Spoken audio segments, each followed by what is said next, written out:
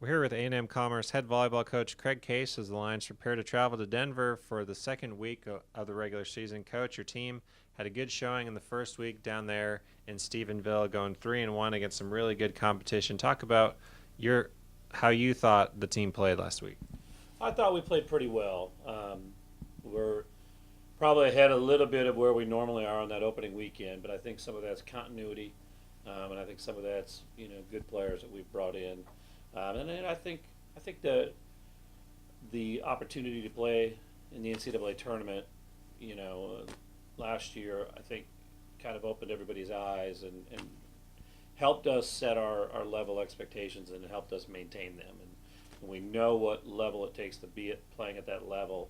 And I think we're a little more comfortable and confident trying to play at that level every day. So I thought that helped just get us ahead of where we're normally at this time of the year. But it doesn't matter how fast you really start in college volleyball. You've got to start as strong as you can and then just keep getting better and better and better and better. And that's what good teams do.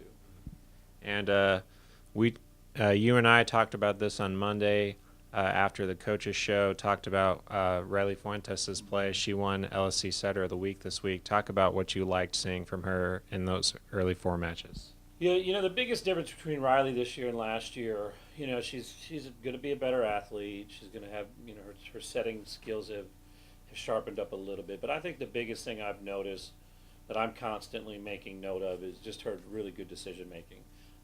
She's making really good decisions at really good times, and that's something that we've been challenging our setters to do is to make good decisions and then make good sets off of those decisions. And I think Riley's really doing a good job of both of those things.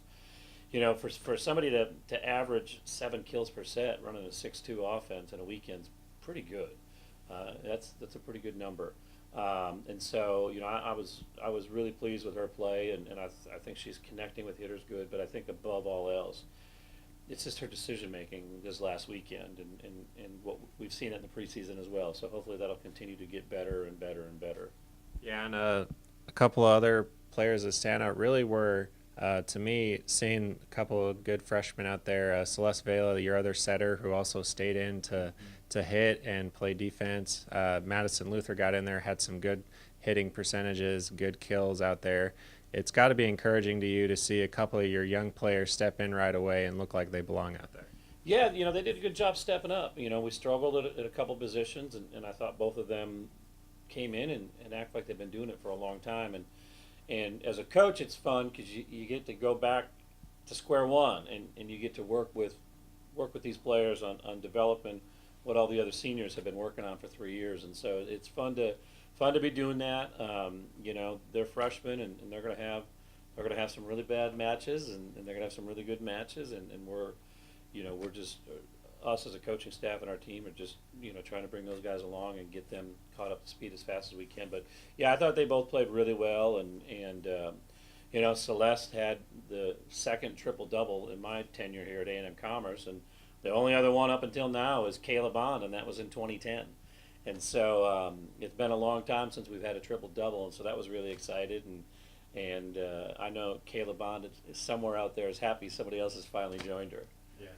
And now you travel to Denver this week. Your team has been invited to the Colorado Premier Challenge, one of the best tournaments in the country every year. And your first match against number 2 Concordia St. Paul, the defending national champions.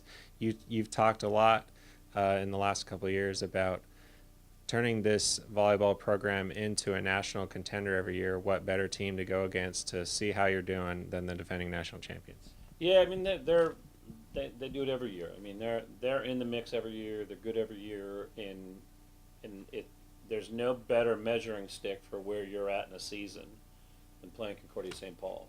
I'm friends with the coach. I've known him since the early 2000s when I was at Northern State University, and he was just an assistant at Concordia St. Paul. But we've known each other for a long time, and I've been able to follow his program and a couple other programs in that league. I'm friends with their coaches, and like I said, there's just no better measuring stick of where you're at. It's really a win-win opportunity for us. We get an opportunity to play one of the best teams in the nation, and then secondly, we really get to see where we're at.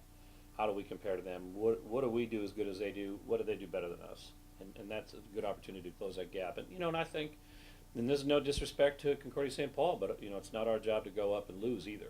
And so we're going to focus on trying to win that match, and we're going to focus on trying to be the best volleyball team we can be every single point, and then we're going to see where the chips fall after that, and hopefully we end up in the win column, and that's certainly the goal. The goal is not for us to go up and lose and have a moral victory. We're trying to go out and we're trying to win that match and then go from there. And then your second match of the day against Metro State on their home floor, NCAA team last year. And then this tournament's set up a little bit differently to where you don't know who you're playing. Depending on how you do in those two Friday matches determines who you play in that Saturday match. Talk about the challenge it is for, especially this early in the season, to go in and try and prepare for a team that you have less than a day to prepare for. But that's how the end of the season is too.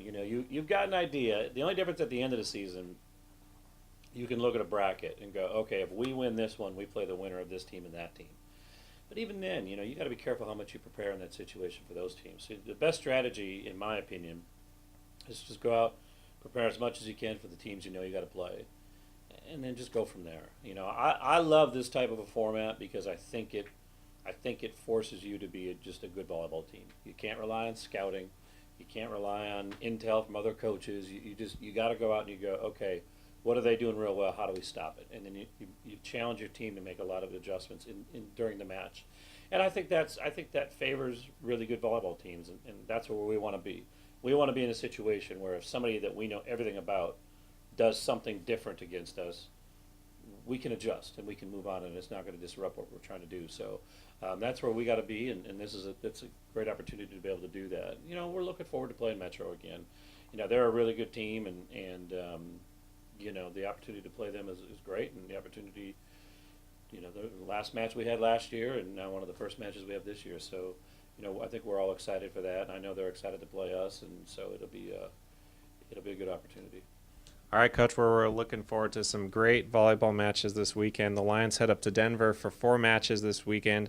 They start on Friday at 11 a.m. Mountain Daylight Time against number 2 Concordia St. Paul. They will then face Metro State later in the day at 2:30 p.m. And then you can find out who the Lions will face on Saturday if you go to the Lion schedule page, the Lion volleyball schedule page. Right after that, we'll have updates on there.